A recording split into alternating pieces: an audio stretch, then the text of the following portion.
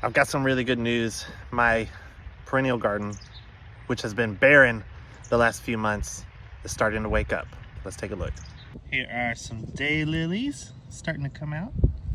Can't remember what this is. Maybe Shasta daisy is what it looks like. Check this out. Under here, we've got some green coming up. That is maybe Rudbeckia. Also can't remember what I planted there. Remember, these plants are just little tiny right now, but they're going to come up and be beautiful here in another month or two. This is Craspedia, Golf Beauty. I need to get rid of some of the dead foliage.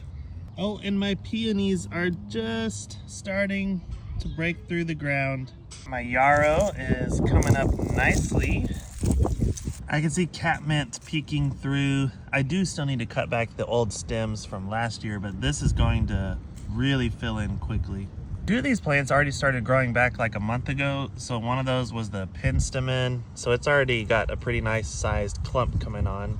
And this dianthus never really went fully dormant. It's kind of been somewhat active all winter, but now it's really taken off more. My vinca already has a bloom on it and another flower bud. This almost looks like chives or something, but this is Nyphophia, and it's coming back nicely.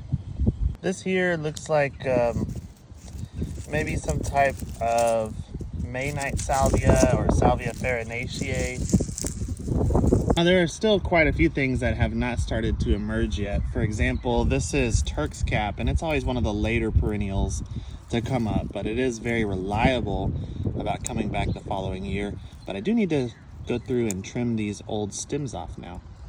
Anyhow, it is such a fun time for gardeners once those perennials first start peeking their heads out of the ground, and it just gets more and more exciting each day as we get closer to spring.